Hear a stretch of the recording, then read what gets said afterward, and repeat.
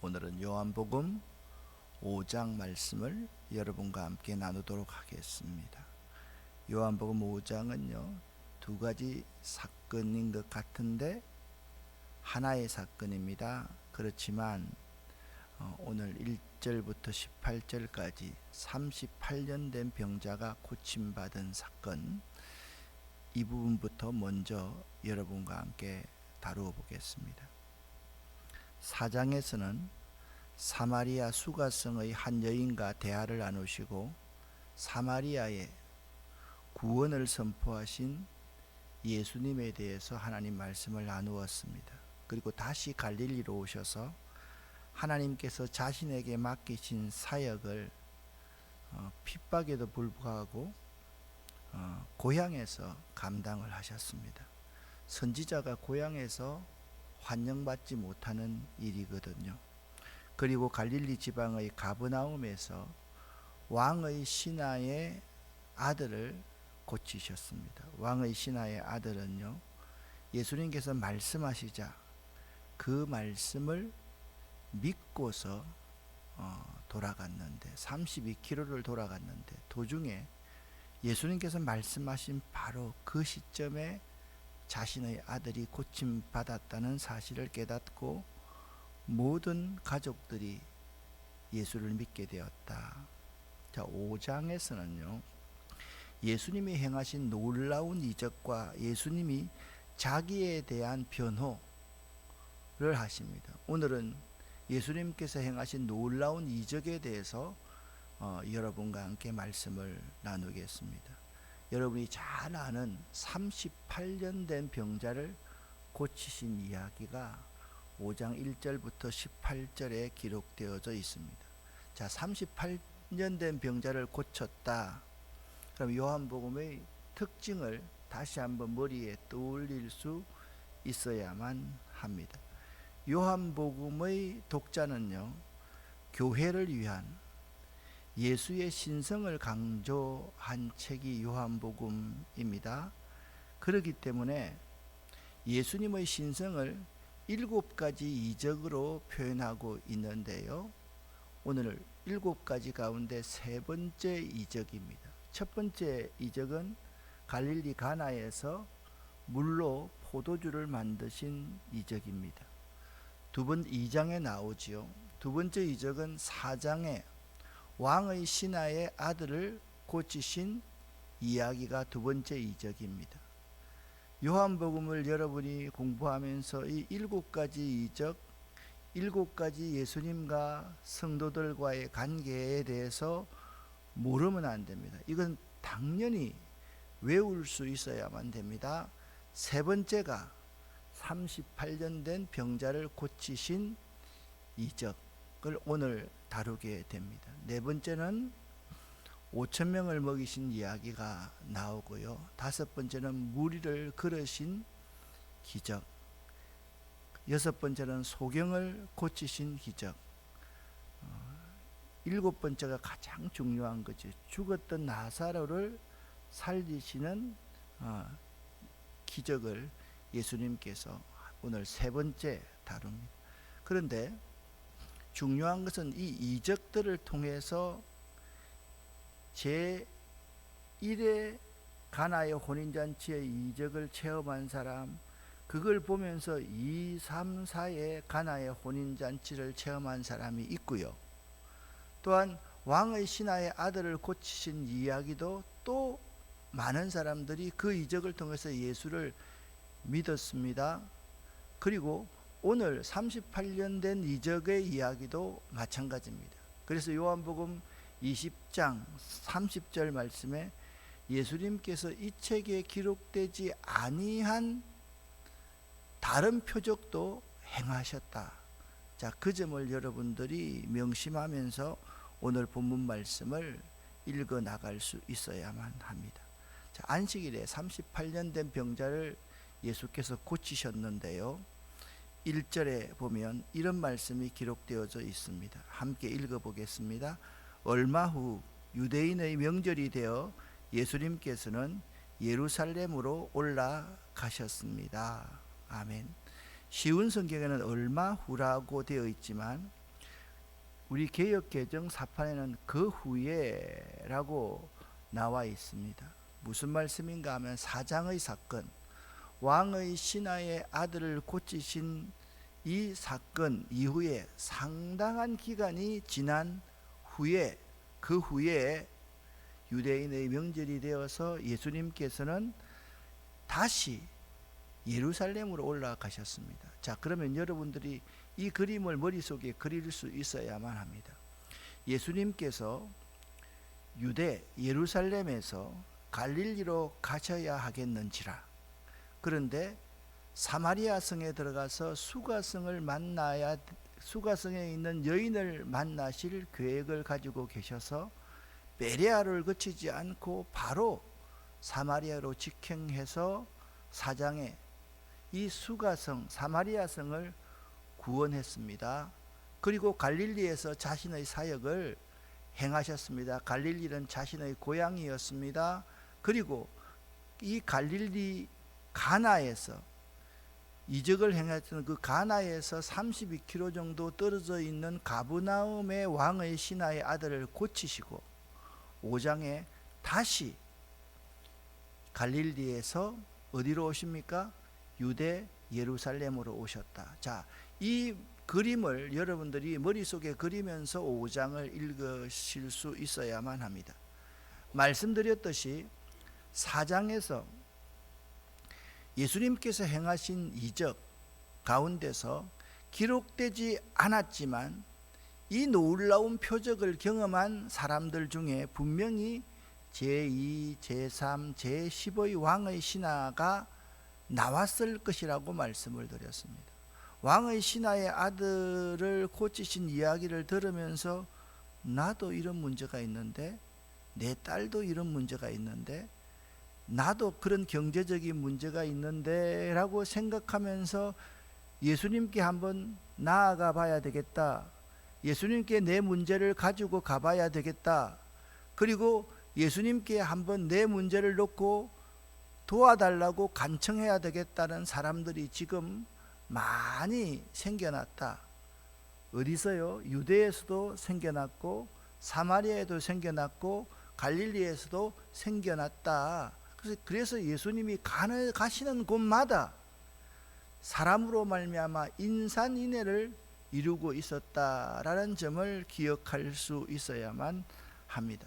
자, 세 번째 이적을 여러분과 함께 읽어보겠습니다. 쉬운 성경입니다. 함께 읽습니다. 예루살렘에 있는 양의 문 근처에 기둥 5개가 있는 연못이 있었습니다.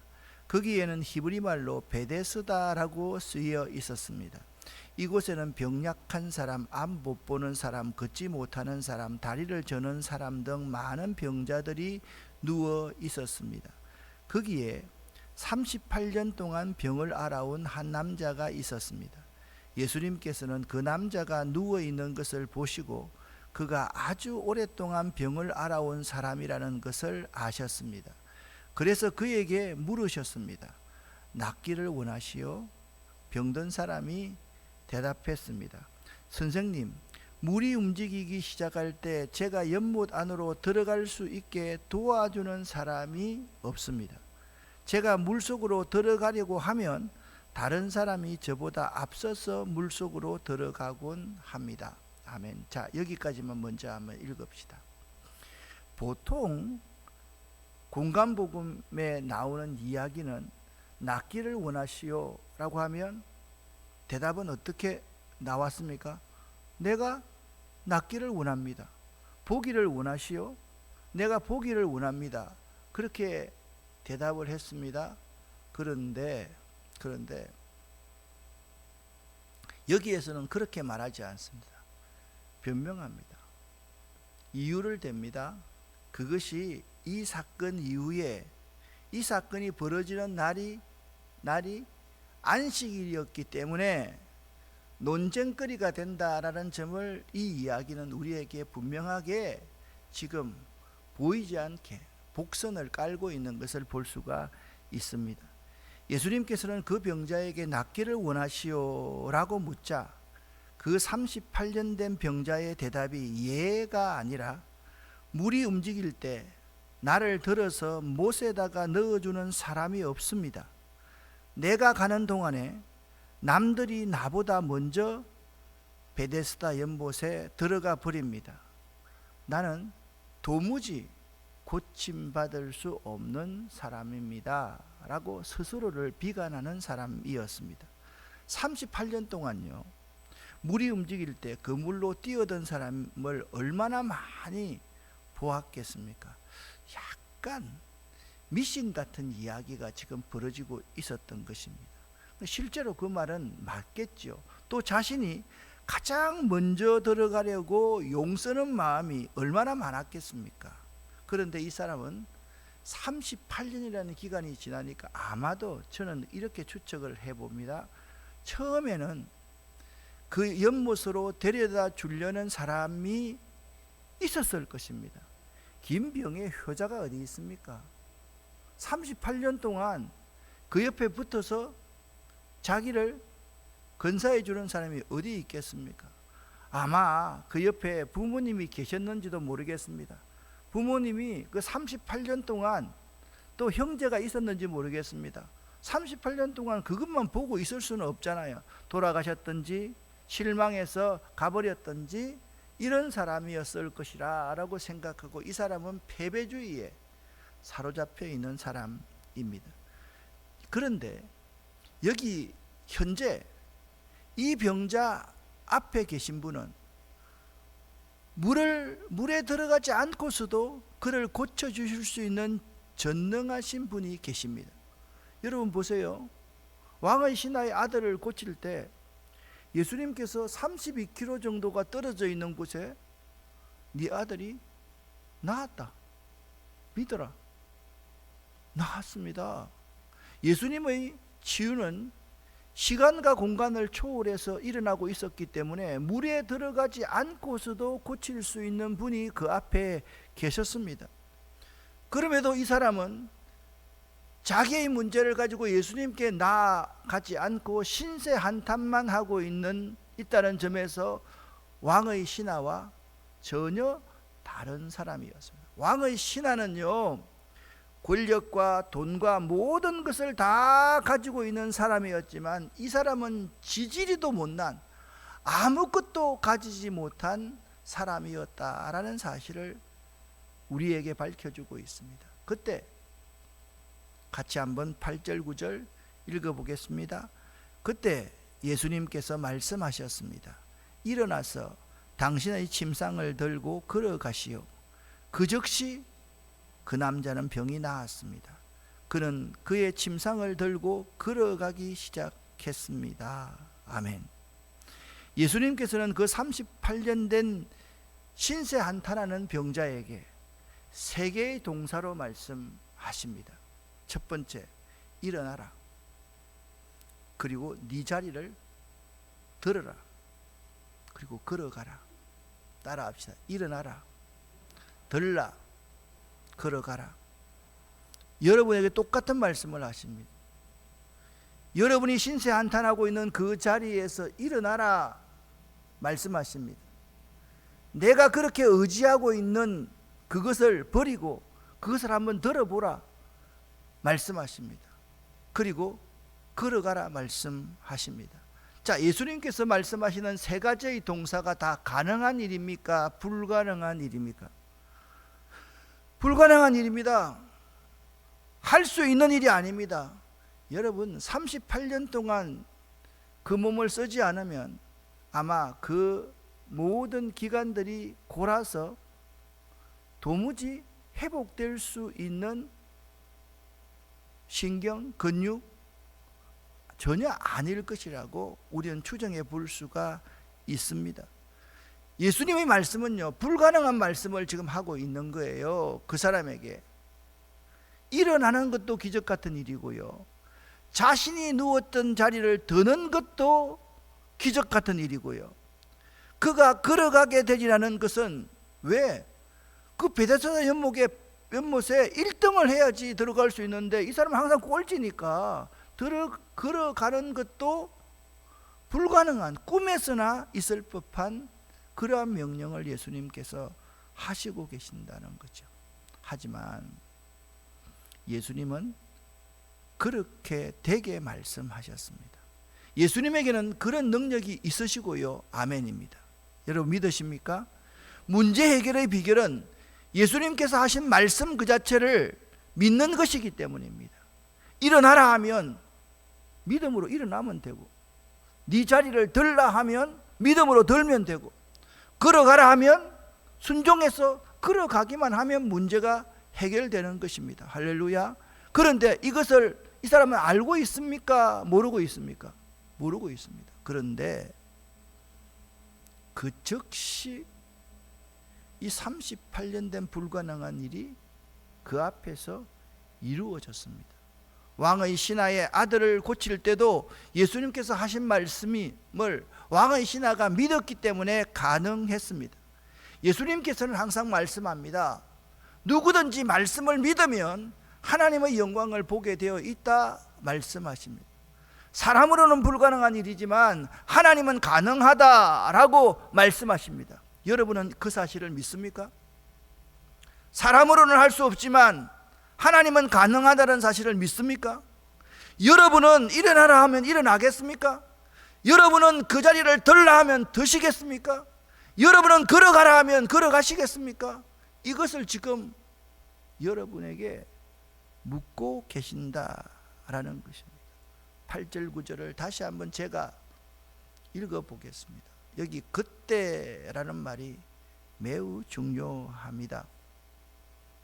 주저하고 있을 때, 망설이고 있을 때, 변명하고 있을 그때에 예수님께서는 말씀하십니다. 일어나서 당신의 침상을 들고 걸어가시오. 그 즉시 여기에 뭐가 생략되어 있습니까? 이 중간에 8절과 9절 중간에 뭐가 생략되어 있습니까? 그 중간에 이 38년 된 병자가 예수님의 그 말씀을 믿었습니다. 순종했습니다. 그러니까 생략되어 있음을 우리가 알 수가 있습니다. 여러분에게 생략되어 있는 이 믿음이 이 시간 있으실 수 있기를 예수 이름으로 간절히 축원합니다. 이게 중요합니다. 그 즉시 38년 된 병자의 병이 나았습니다. 그는요 일어나서 그의 침상을 들고 걷기 시작했습니다. 자, 여러분, 베데스다 연못에 지금 사도 요한이 이 말씀을 기록하고 있습니다.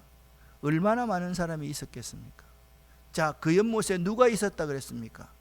많은 불가능한 병자들이 엄청나게 많이 있었을 것이고 38년 된 병자 옆에 없었던 도와주려는 사람들도 많이 있었을 것입니다. 그 사람들이 이 광경을 보고 무엇을 느꼈을 것 같습니까? 이들이 제2, 제3, 제10의 그 베데스다의 38년 된 병자의 경험을 간접 경험하고 있는 사람들이었습니다. 우리들의 삶에도 마찬가지입니다. 38년 된 것과 같은 일들이 우리 가운데 많이 있습니다. 안 돼, 못해, 절대로 이거는 이루어질 수 없어. 여러분, 그런 일들이 여러분 가운데 있지 않습니까? 특별히 자녀에 관한 문제는 아들, 딸에 관한 문제는 쥐는 지 인생 사는 거지 뭐 나하고 무슨 관련이 있어. 절대로 기도 안 합니다. 제 말이 틀렸습니까? 여러분이 생각해서 판단해서 안 되는 일이라고 생각하는 것은 절대로 기도 안 합니다. 그게 어디 가능하려고? 그게 상식적으로 맞아? 그때 예수님께서 여러분에게 말씀하십니다. 그 말씀을 믿어야만 됩니다. 그러면 하나님의 영광이 일어나게 되는 것입니다. 우리들이 예수를 믿게 된 것도 그러한 일들이 우리 가운데 일어났었기 때문에 가능한 일인 것입니다. 그렇습니다. 우리는 다 한 가지씩 그러한 경험들을 가지고 있습니다. 그런데 그러한 경험들을 기억하고 있는 것이 아니라, 그 경험들이 나에게 은혜였다고 생각하는 것이 아니라 지금 문제에 사로잡혀서 그 은혜를 잊고 있다는 것이 우리들의 문제인 것입니다. 그런데 그날은 안식일이었다라고 사도 요한이 말씀하고 있어요. 이것이 바로 문제거리가 유대인들에게는 됐습니다. 이 놀라운 이적, 38년 된 병자가 고침받는 일을 보고 하나님께 영광을 돌리며 예수를 믿었다라는 이야기가 나와 있는 것이 아니라 그것은 숨겨놓고 유대인들이 옳지 아니하다라고 시비를 털고 있는 모습을 볼 수가 있습니다. 드디어 안식일 논쟁이 시작되었습니다. 9절 10절을 쉬운 성경으로 함께 읽겠습니다. 그런데 그날은 안식일이었습니다.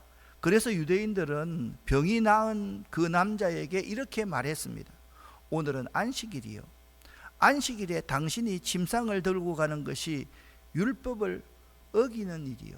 참 어처구니 없는 말을 하고 있습니다.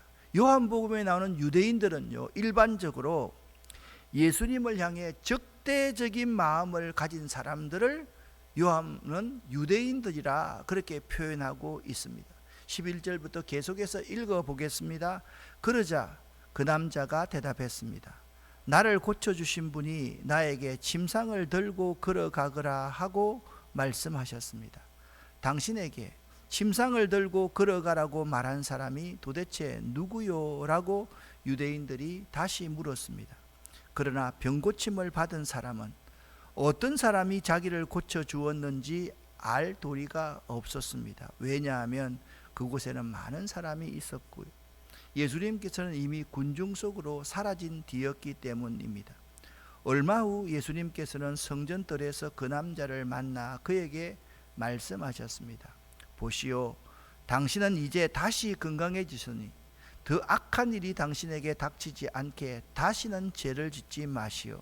그 남자는 그 자리를 떠나 유대인들에게 가서 자신을 고쳐주신 분이 예수님이라고 말했습니다. 예수님께서 안식일에 이러한 일을 하셨기 때문에 유대인들은 예수님을 핍박하기 시작했습니다. 아멘.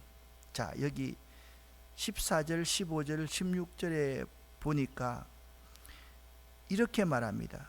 당신은 이제 건강해졌으니 더 악한 일이 당신에게 닥치지 않게 다시는 죄를 짓지 마시오. 이 사건은요, 이 사람의 38년 된 병의 원인이 죄에 있었음을 밝혀주고 있습니다. 아마도 이 사람은 굉장히 부정적인 사람이었을 겁니다. 뭐만 하면 없어요. 안 돼요. 못해요. 제가 좀 큰 교회에 있을 때 집사님, 사찰 집사님 한 분이 날마다 그렇습니다. 일 시키면 없어요. 못해요. 안 돼요. 날마다 그 말만 하는 사람입니다. 우리 가운데도 그런 사람이 참 많이 있을 수 있습니다. 이것이 나는 죄라고 생각을 합니다. 병 때문에 문제가 있는 것이 아니라 죄 때문에 문제가 있는 사람이었습니다. 예수님께서 안식일에 이러한 일을 하셨기 때문에 유대인들은 예수님을 핍박하기 시작했습니다. 여러분이 주일날 내가 이러한 일을 하면 여러분들이 저를 핍박하시겠습니까? 지금 말도 안 되는 말을 하고 있습니다. 38년 된 병자를 고쳤으면, 이야, 주일날 이런 일이 일어났어. 아름다운 교회에 말이야, 그런 기적의 역사가 있어. 그래야지 정상일 건데 이 일로 말미암아 핍박하고 있습니다. 여기 두 가지 문제가 있습니다. 율법을 지키는 것이냐, 사람을 고치는 일이냐. 율법이냐, 사랑이라의 문제. 이 두 가지가 갈등을 일으키고 있습니다. 17절부터 계속 읽어보겠습니다.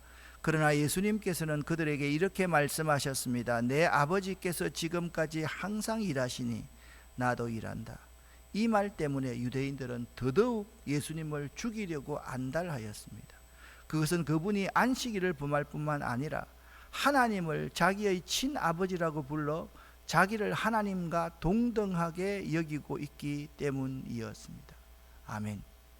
예수님께서 일하시는 이유는 하나님 아버지께서 일하시기 때문이라고 하셨습니다. 그런데 여기 중요한 것이 한 가지 있습니다. 우리는 못 보지만 이 본문의 헬라어 시제가 일한다라고 하는 현재형으로 말씀하셨다라는 사실입니다. 내 아버지께서 지금까지 항상 일하시니 나도 일한다. 같이 한번 읽어보겠습니다. 내 아버지께서 지금까지 항상 일하시니 나도 일한다. 하나님께서요, 지금 일하시는 것은 눈에 보이는 세속적인 욕망을 성취하기 위해서가 아니라 죄와 허물로 죽어가는 사람을 구원하시는 일입니다. 하나님의 구원 사역은 어제와 오늘 그리고 내일 끊임없이 이루어지는 언제나 현재적인 일임을 믿으시기를 예수 이름으로 간절히 축원합니다. 과거의 일이 아닙니다. Now and here입니다. 지금 여기서 이루어지는 일입니다. 여기 38년 된 병자가 있을 수 있다 없다? 있을 수 있다는 거예요. 많이 있다는 거예요. 이 가운데서 한 사람이 38년 된 병자처럼 죄 때문에, 부정적인 것 때문에 내 문제를 해결받지 못하는 사람이 많이 있을 수 있다라고 말씀하고 있는 것입니다. 그래서 예수님께서는 이 가운데 있는 우리와 같은 사람, 나와 같은 사람의 허물 많고 형편없는 나를 영원히 살리기 위해서 십자가에 대속의 피를 흘리셨음을 알아야만 합니다. 사실은요, 저는 오늘 이 본문에서 이걸 가장 강조하고 싶습니다. 38년 된 병자가 고침을 받은 것이 기적이 아니라, 우리는 38년 된 병자가 고침을 받은 것이 기적이라고 생각합니다. 내가 이 자리에서 내 문제를 해결하는 것이 기적이라고 생각합니다. 그러나 그보다 더 우선적인 기적이 있습니다.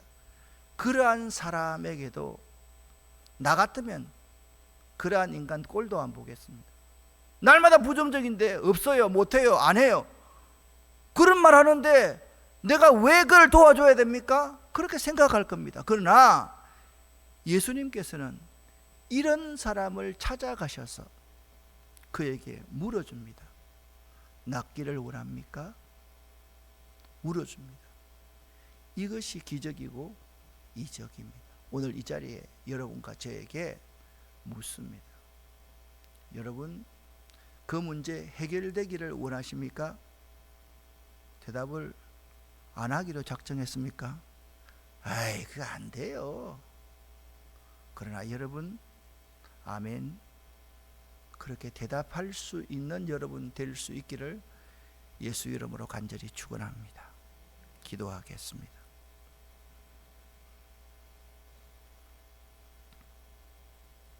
주여 믿습니다. 주여 믿습니다. 주여 믿습니다. 나는 주님을 믿습니다. 나는 주님의 그 약속의 말씀을 믿습니다. 그리고 그 약속의 말씀이 오늘 이 시간 나에게 이루어짐을 믿습니다. 주여 믿습니다. 3번 고백하고 기도하고 돌아가겠습니다. 주여 믿습니다. 주여 믿습니다. 주여 믿습니다. 아멘. 나는 주님을 믿습니다. 나는 예수님께서